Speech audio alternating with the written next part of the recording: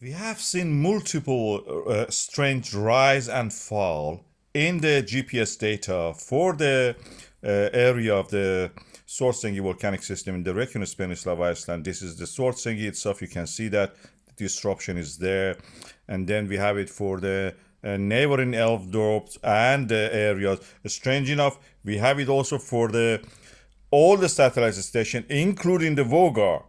The GPS data in the Vogar also shows the similar pattern, and the Vogar will be the last one. That you can see it here. I'll mark it again for you. So, what is going on? GPS data is practically shows us the rise and fall in the level of the ground.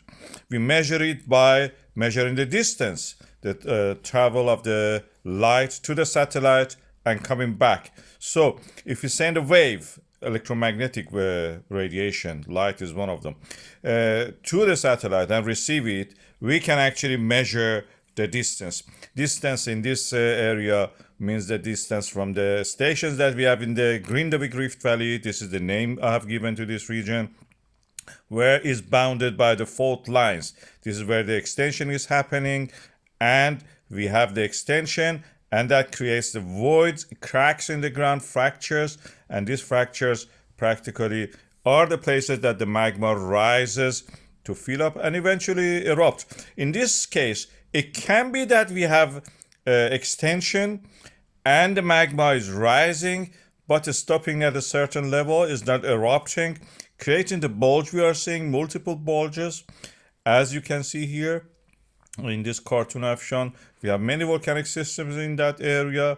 Elfdorf Svartsengi is one of them, and the rise and fall of them is very interesting in that sense.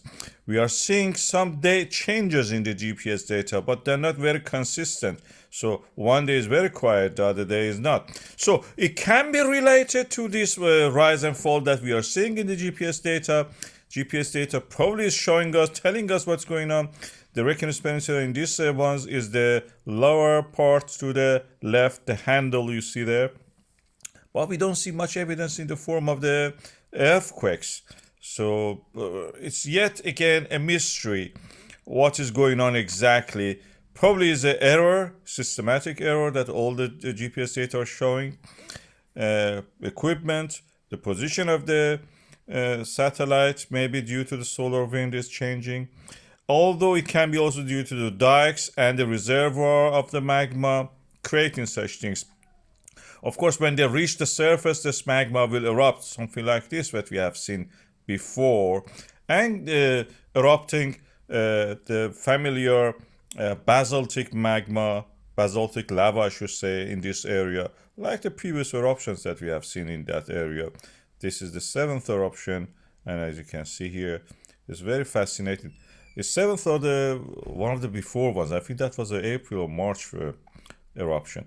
Anyway, as usual, this will lead to something familiar to us. But whether this pattern of the GPS data shows the real movement of the magma within the earth crust in the lithosphere or not, we don't know. We know that in the Baltic Sea, we have some severe GPS data.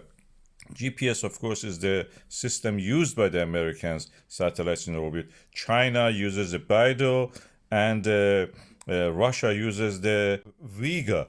And anyway, all the GPS data, practically, if you share it with them, or have contract with them, they will be used. We don't see much activity in the form of the solar storms, although there were some solar flares, but it takes several days to reach the Earth. So it's yet a mystery why this rise and fall in the GPS data.